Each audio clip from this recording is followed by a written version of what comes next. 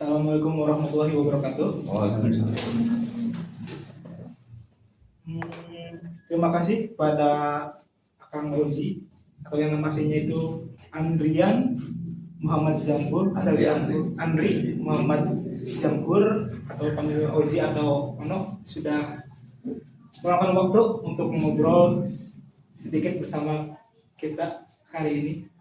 Semoga Akang selalu dalam keadaan sehat dan diberkahi dalam setiap langkahnya. Tadi sebelumnya sudah sedikit menjelaskan tentang latar belakang mulai dari sebelum hijrah dan sedikit bisa juga sesudah hijrah untuk panggilan siapanya. Mungkin langsung saja pada pembahasan utama kita. Bagaimana sih Akang memaknai kehidupan ini, dan mungkin ada tokoh yang paling berpengaruh terhadap cara pandang Akang dalam menjalani kehidupan. Kalau mengenai soal tadi ya, saya memaknai kehidupan ini tuh dari setiap apa yang saya lakukan, mau itu buruk sekalipun, saya tidak pernah memaknai dalam semua kehidupan saya itu adalah hal yang harus disesali dan disia-siakan. Saya belajar dari semuanya. Makna dalam hidup saya itu memaknainya begini: di setiap kehidupan itu memang akan selalu ada tantangan yang dari begitu mungkin ya umumnya.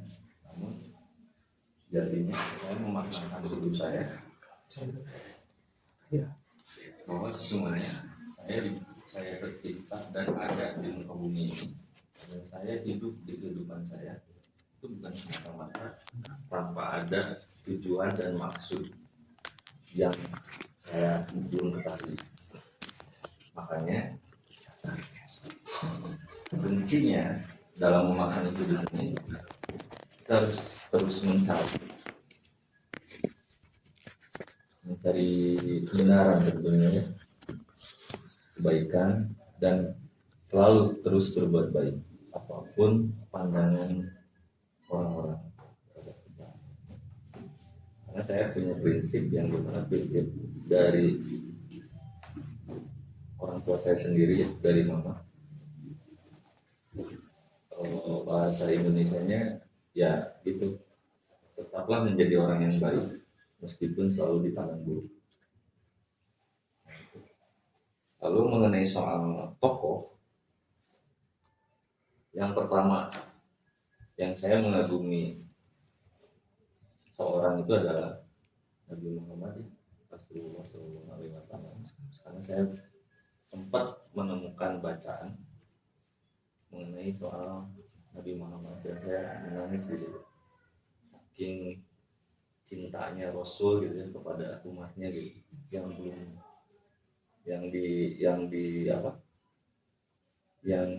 yang diketahui bahwa umat yang dirindukan oleh Rasulullah itu ya kita gitu ya, nggak bertemu dengan, dan hidupnya itu hidup di masa-masa akhir zaman gitu. Nah, namun bukan hanya sekedar Rasulullah, saya mengagumi guru-guru saya juga ya. Ada Ustaz Hendra, ada Ustaz Fahmi sekarang gitu. Terus di sini juga saya bukan hanya sekedar bertemu dengan Ustaz Fahmi. Adalah di sini ada Ustaz Raka, Ustaz Hamja, Ustaz Iman gitu. Banyak. Nah, saya juga mengagumi, saya belajar dari mereka gitu. Lebih dari Ustaz Fahmi gitu, sangat lebih banyak belajar dari beliau. Tapi bukan hanya dari seputar orangnya aja gitu, ada banyak gitu. Berarti Akang nggak terlalu memperdulikan apa kata orang gitu? Enggak, saya udah norak ya dari SMP juga. Itu sudah tidak peduli. Dulu ya mau orang lain mau berkata apa, mau perspektifnya seperti apa menurut saya udah bodo amat gitu. Yang penting saya melakukan apa yang saya lakukan itu benar gitu.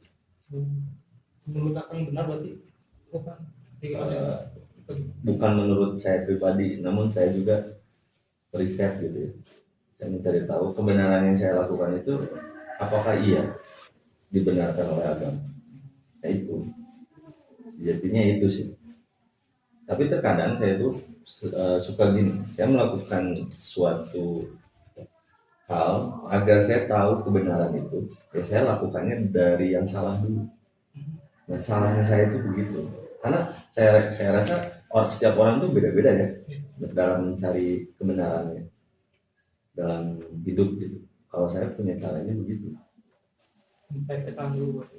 bukan mencari kesalahan, tapi melakukan apa yang dikatakan orang itu. Kayak contoh sederhananya ya, yang sudah jelas diharamkan oleh Allah gitu ya, kayak minum, mabok lah gitu. Tapi saya lakukan dulu, saya lakukan mabok gitu. Oh misalnya dapat disebut. Nah makanya saya mendapatkan hikmah-hikmah tertentu dari hal-hal yang saya lakukan. Saya jadi tahu secara ilmiahnya juga kenapa Allah melarang, bahkan mengharamkan homer gitu. Homer itu keseluruhan, yang setiap memabukkan. Gitu. Ya jelas, karena mengenai soal kandungan alkohol, minuman keras juga kan itu merusak secara emosional, secara akal juga rusak gitu. Emosional, akal rusak. Kalau obat dia jadi tidak bisa kontrol apapun, dia bisa lakukan, berani kayak misalkan jadi klepto gitu, yang buruk-buruknya. Kalau ganja jadi halu gitu. Kalau apa, kalau sabu itu jadi ini anxiety sama paranoid gitu, muncul dampak buruknya. Dan tato juga sebetulnya sesuatu hal yang memang saya yakini bahwa ya ini haram. Kenapa? Karena merusak. Ada hal yang disembunyikan oleh para penggiat tato ya. Karena mungkin kenapa disembunyikan ya karena penghasilan dari tato itu gede. Nah, dampak buruk yang disembunyikan oleh para penggiat tato itu ya, kita kalau misalkan badannya banyak tato gitu di seluruh tubuh, kurang lebih per 5 tahun itu ada penurunan imunitas dari ya, ada penurunan imunitas, dan saya rasakan itu. Ya ada, tapi bukan penyakit, ya bukan karena ada penyakit, tapi karena jadi imunitasnya turun, akhirnya ya penyebabnya yaitu dari tato. Karena secara medis tato ini kan benda lainnya yang ditanamkan, yang dimasukkan ke dalam tubuh. Akhirnya si yang darah putih yang menjaga imunitas kita itu kan memperbaiki ya, dan susah itu melawan tato ini. Kalah karena ini keras bendanya, hanya dari situ. Tapi ya saya nggak berani, sebetulnya saya nggak berani memunculkan hal itu sih, karena kan masih banyak ya orang-orang, teman-teman yang mencari uang dari situ. Itu mungkin. Terus kemudian sih kan cara akan menjaga hubungan baik dengan sesama manusia, terus dengan lingkungan sama dengan Tuhan semua. kalau menjaga hubungan baik dengan sesama manusia ya sudah pasti saya lakukan dengan cara silaturahmi. Mau itu ke teman-teman saya yang dulu, yang pernah bareng saya di dunia hitam, dunia gelap, bukan dunia hitam, dunia gelap, sorry. Yang maksudnya gelap tuh di situ diartikan gelap karena saya nggak tahu nih yang kayak gitu-gitu. Nggak tahu nih ini apakah baik atau tidak, pokoknya mah saya lakukan aja. Saya lakukan silaturahmi. Saya datangi tempat saya yang masih gitu ya. Saya datangi, saya silaturahmi. Nah itu dengan cara itu. Kalau dengan lingkungan, dengan hewan ataupun apapun itu, ya saya tidak mengganggunya. Itu aja. Nah, kalau lingkungan, saya berusaha mungkin bukan berusaha ya, saya lakukan dengan cara peduli terhadap lingkungan itu, salah satunya menjaga sampah agar tidak ini ya apa tidak menimbulkan bencana gitu. Kebetulan saya juga suka mengenai soal ekologi itu dan hubungan sama Tuhan. Ya saya berusaha menjadi seorang hamba yang akan selalu taat, mau itu lagi bersama kumpulan ataupun sendiri gitu.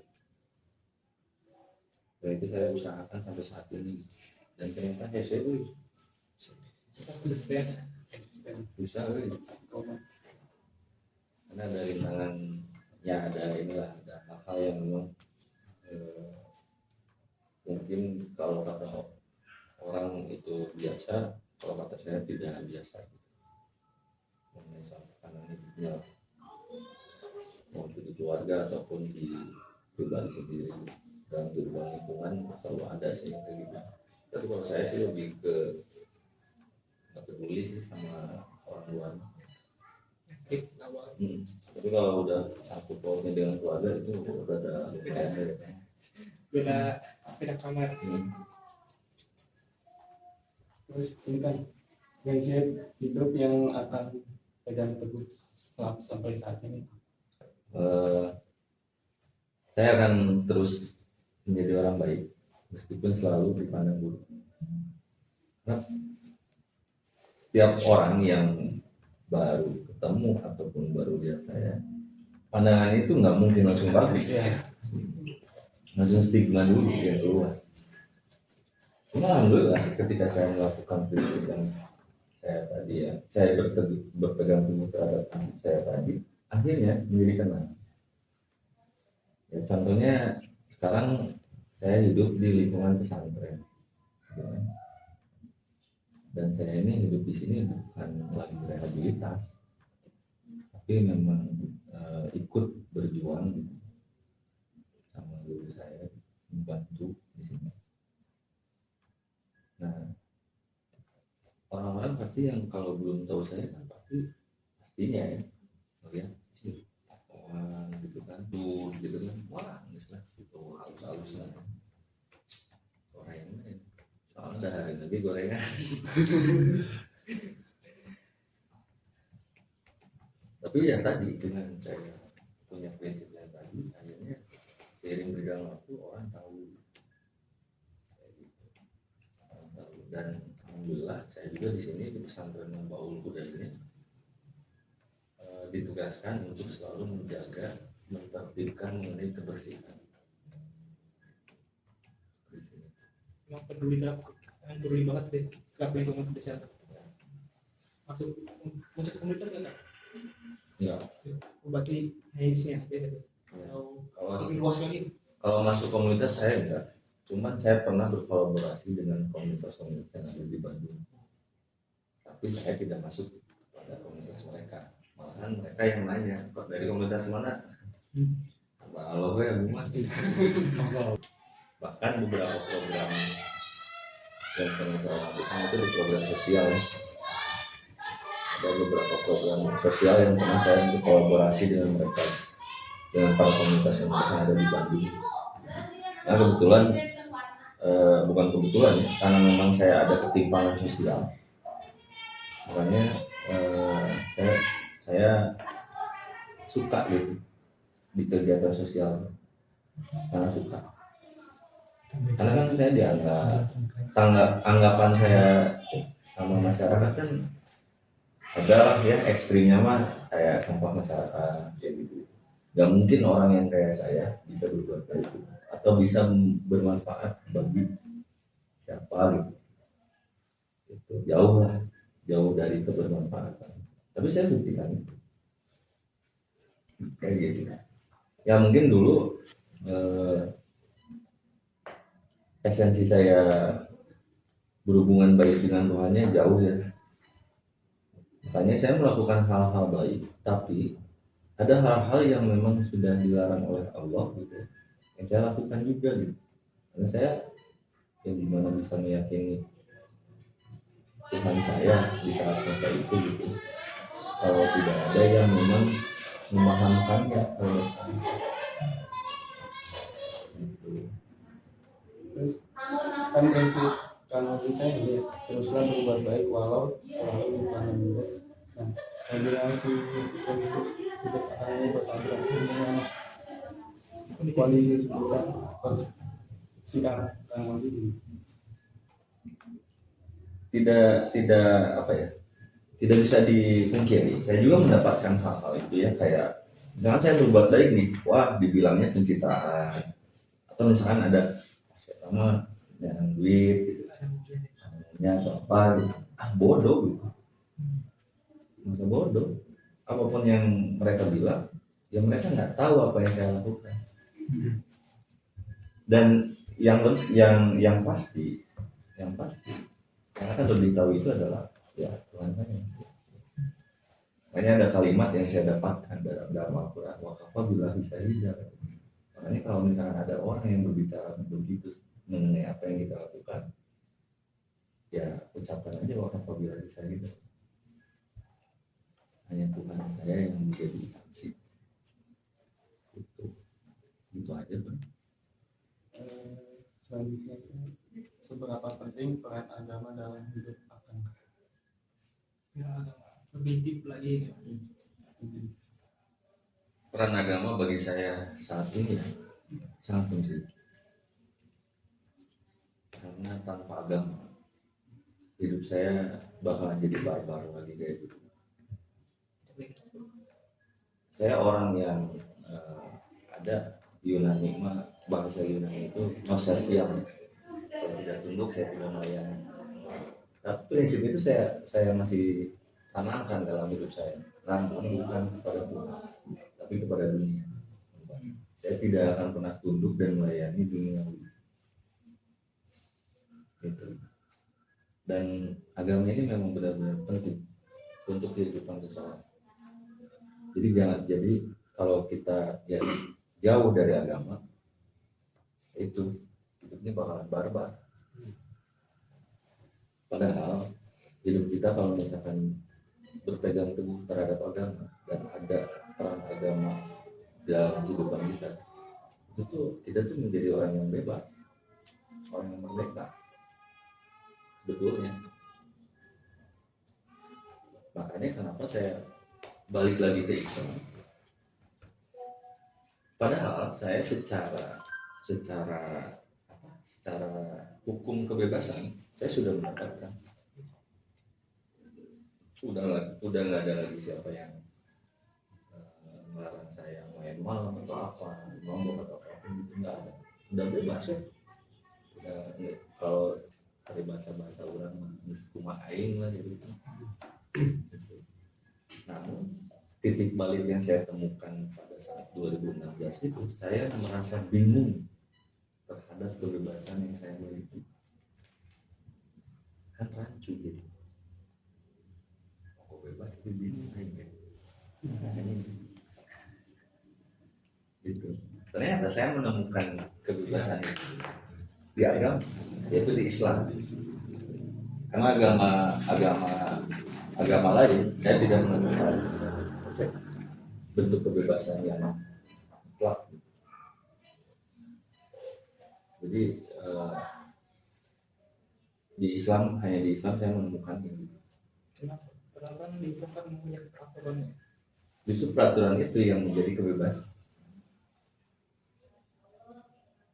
Karena saya menemukan gini, ternyata Tuhan kita itu, Allah itu hanya memberikan jalan. Dan jalan itu sejatinya Allah itu memberikan pilihan terhadap kita terhadap suatu jalan. Jalannya ada dua, dan jalannya itu ini jalan kebaikan, ini jalan keburukan. Dan kita bebas untuk memilih. Kamu mau memilih di mana?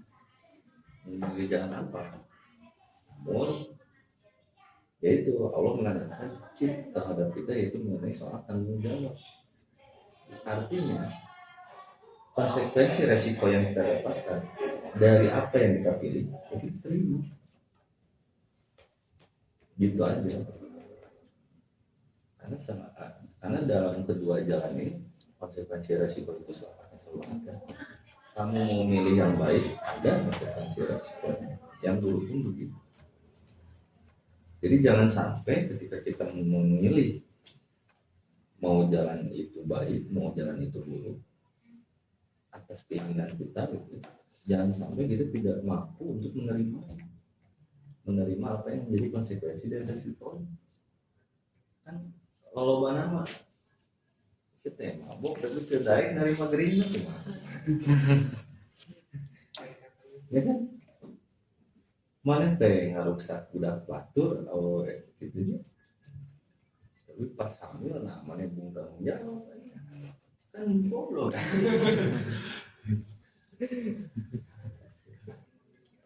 Jadi harus siap menerima konsekuensi dan risiko.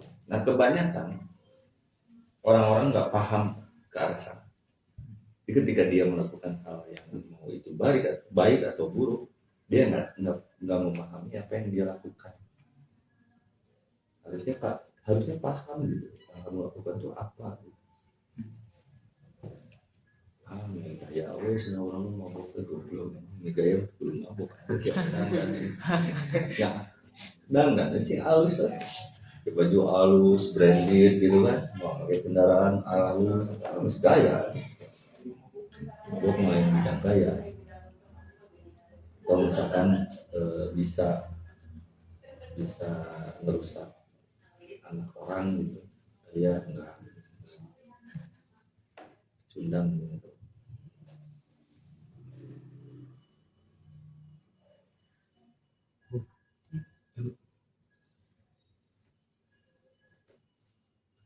Ini kita sebelum hijrah tuh memandang Islam tuh kayak apa?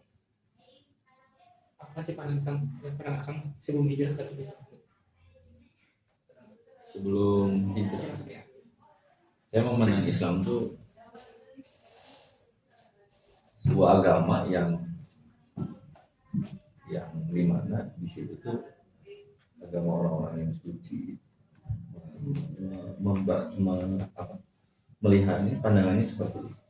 Sehingga saya punya rasa kecil hati yang dimana ketika saya mau bertobat itu saya tidak layak beragama Islam. Di sana hanya orang-orang suci. Tapi saya tidak membenci. Malahan saya kagum terhadap orang-orang yang ahli ibadah, gitu, kepada para ustaz, pada alim ulama. Meskipun mereka selalu memandang saya buruk, tapi saya kagum terhadap mereka. Gitu. Kalian bisa bangun subuh, gitu ya, sholat berjamaah, jumatan berkaliwat, puasa, sedekah luar biasa. Kayak gitu. Saya nggak pernah membenci Islam, namun saya juga pengen mencari kebenaran, dan kebenaran mutlak itu ditemukannya di Islam, tapi dengan berbagai ilmu.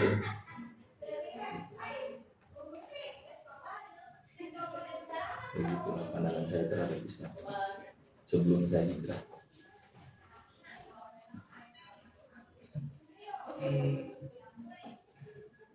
Mungkin ini dari perjalanan hidup yang sejauh ini ya, yang segala macamnya, ada apa sih pelajaran atau pengalaman yang paling berharga yang tidak terlupakan sejauh ini?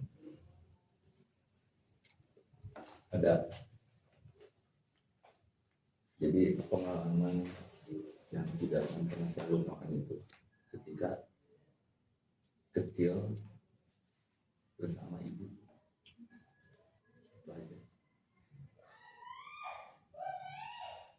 Tapi karena saya tahu kondisi keadaan mama gitu ya, dari mulai ekonominya, dari mulai keilmuannya, segala macamnya gitu, akhirnya saya harus keluar menimba ilmu, mencari ilmu, mendapatkan ilmu untuk saya bawa agar bisa menyelamatkan. Apalagi sekarang mau udah tua kayak gitu. Jadi pengalaman yang sangat berkesan itu semasa kecil bersama ibu. Itu aja. Setiap momen bersama ibu berarti. Setiap momen bersama ibu, tapi pada waktu kecil. Dan ada dua poin. Yang poin kedua itu bersama guru.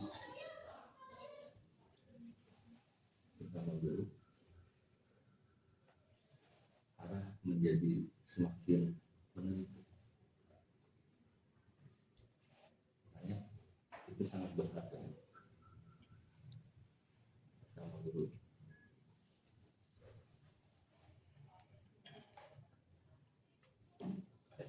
Mungkin terakhir, Oke.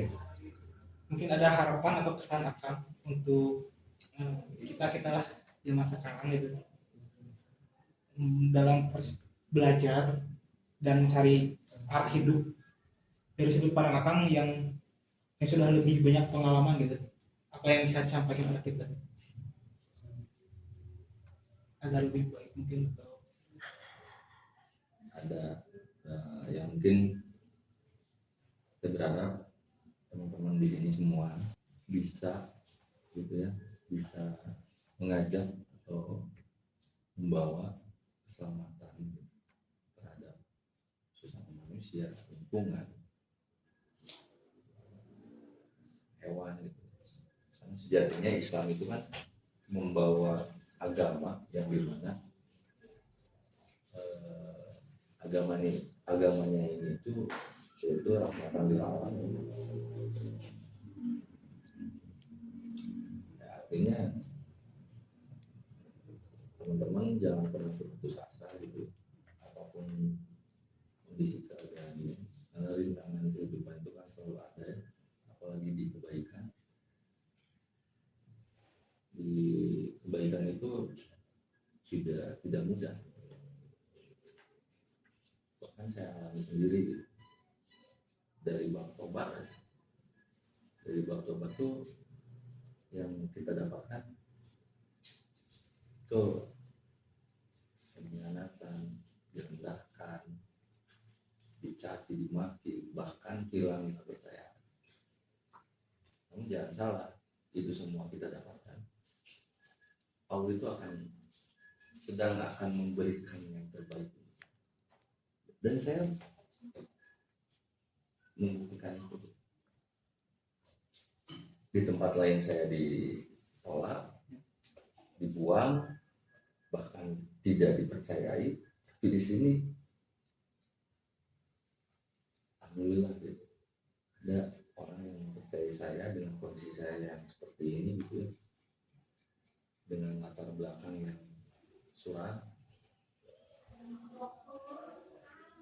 Tapi orang-orang di sini tuh percaya gitu. Nah makanya jangan ya tadi mungkin karena saya meyakini energi positif itu menular, energi positif itu makanya keluarkan selalu energi positif dimanapun lingkungannya, karena bahasa hidup itu bagaimana lingkungannya bohong kalau kata saya, bukan bagaimana lingkungannya tapi bagaimana diri kamu sendiri dalam mengalami gitu. Kamu mau ngobrol sama siapapun, kalau kamu punya prinsip dalam diri kamu sendiri, insya Allah nggak akan ketemu harus. Masalah tadi punya prinsip. Berbeda ya orang yang hidup berprinsip sama yang tidak. Pasti akan beda. kenapa saya memberikan tadi saran gitu, jangan pernah berputus asa karena Allah sudah sebutkan di Quran surat Al-Zumar ayat 5. Tetap nanti rahmatillah kata. Jadi jangan pernah berputus asa terhadap rahmat. Artinya di dalam setiap perjalanan hidup orang, mau itu dia dijauhin atau apa, karena biasanya kalau secara umum orang yang tadinya suka ngumpul sama teman-teman yang ikut juga umum gitu atau juga yang kebutuhan kayak gitu, tiba-tiba dia berubah, secara umum dia pasti dijauhin. Tapi jangan sampai berpikir negatif, mereka menjauhi kita bukan berarti mereka benci pada kita. Justru mereka menjaga gitu. Apa maksudnya? Udah kamu udah baik, udah kamu jangan ikut lagi gitu. Karena itu yang saya dapatkan dari teman-teman saya yang dulu. Ada aturan gini tuh. Saat saya bercanda gitu, ngetes teman-teman. Yang ini, wah, sudah, janganlah, nolak, jangan. Kalian aja masih pada minum, kenapa saya nggak boleh? Jangan, sayang. Gitu. Ternyata, ya, saya pikir mereka mabuk kayak gitu ya, bukan berarti mereka tidak baik. Namun tetap ya, kita juga harus waspada. Waspada dari apa? Karena gini, dari setiap hal yang baik itu pasti ada sisi keburukan. Begitu pun sebaliknya, dari setiap keburukan pasti ada sisi baiknya. Tugas kita hanya waspada pada hal itu. Jadi jalan teruskan perjuangan, bikin sejumlah program yang bisa dikolaborasikan,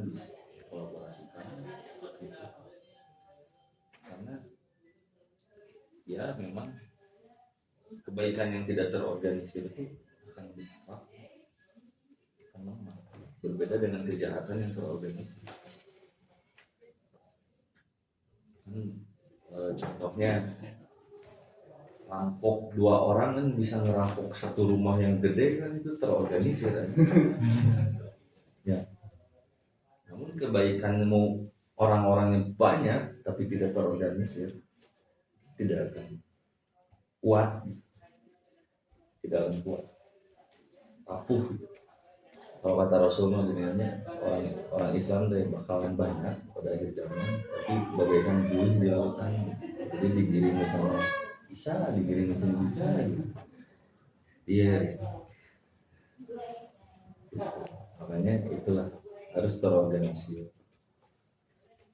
Dan saya pikir sesuatu hal yang diorganisir itu bukan hanya sekedar dalam kelompok organisasi.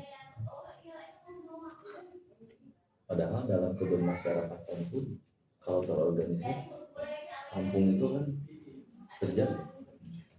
Ya. Jadi bukan berbicara organisir itu segmentasinya itu bukan organisasi. Malahan dalam satu keluarga aja kalau misalkan keluarga itu terorganisir, itu akan terjaga. Kan aman lah, kan safe gitu. Jangan pernah berputus asa. Terus tadi ya, kalaupun misalkan apa yang orang lain pandang terhadap kita itu keburukan, bahkan hinaan atau celaan, bodoh amat, lakukan apa yang kalian lakukan, yang kalian lakukan selama itu baik, lakukan. Jangan pernah terpengaruh sama omongan orang. Karena omongan orang itu hanya sebatas omongan, tidak akan berpengaruh pada hidup kamu. Saya banyak, bahkan trust isu saya dapatkan 1/4 kota Bandung, bukan satu kampung. Tapi hidup saya aman-aman aja. Terus susah, udah ngopi-ngopi aja. Dah, beli nggak ada tuh yang orang lain. Ya meskipun ada lah gitu ya yang mau apa istilahnya menggeser kayak gitu mah pasti ada. Nah itu. Terus tidak setiap tujuan hidup kalian itu harus diberitahukan terhadap orang. Jadi kalau misalnya kalian punya visi misi dalam hidup kalian, istilahnya mesti kudu diomongnya bahasanya, lakukan aja. Nggak perlu. Dan ketika kalian merasa lelah dalam perjuangan kalian, itu artinya kalian sebagai aktor utama. Karena kalau yang bukan aktor utama, pembantu hanya lewat figuran hanya lewat gitu. Justru ya itu saya menganalogikan seperti saya sedang main film menjadi aktor utama. Jadi segala sesuatu yang datang terhadap saya itu mah hiburan gitu. Dan tujuan saya ke sana gitu. Dan usahakan nikmati dari setiap prosesnya. Fokus terhadap prosesnya, bukan tujuannya. Karena kalau misalnya kalian fokus terhadap sebuah tujuan, hanya berfokus kepada tujuannya, kalian akan lelah. So, saya bisa membuktikan gini bentuknya. Pernah murid kalian untuk datang ke sebuah kepada tujuan tempat mendatangi ke lokasi gitu, jauh misalnya.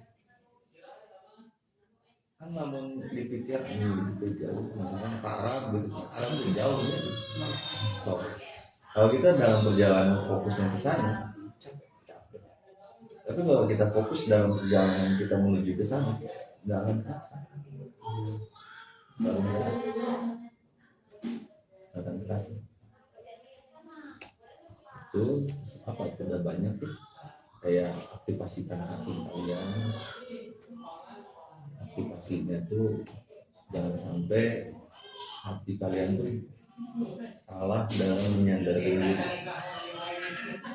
Biasanya kekecewaan yang mendalam itu datangnya dari ketika salah menyandarkan diri kita. Kalau menyandarkan diri terhadap sesuatu yang rapuh itu nggak akan kuat. Tapi kalau misalnya kita menyandarkan dirinya kepada yang maha kuat, tidak akan rapuh. Bahasa Sunda nama kalau menyarankan sok saremanya, menyarankan utara sare. Oh. Insya Allah kami yang utara sare orang teh bakal terus ini perjuangan, yaitu di mana kalian menanam,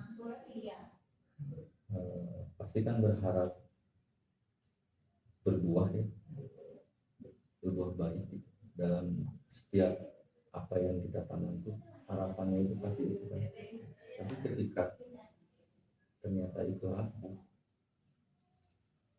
kayaknya apakah kalian akan tetap menanam?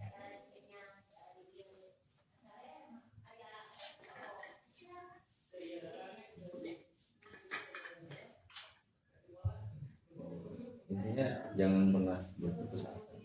Dan dari setiap apa yang kalian tanam, mau itu di tanah tandus sekalipun, ada contohnya yang konkret. Arab itu kan padang pasir, tandus, tapi kenapa bisa gitu? Bahkan makmur. Sedangkan kita hidup di kawasan tropis, kenapa harus? Kan tinggal ngatur kelembapan di tropis, bahasa istrinya buruk itu ya daun garing itu di tempat tuan nggak ada tandus di situ. Yang ada kering hatinya.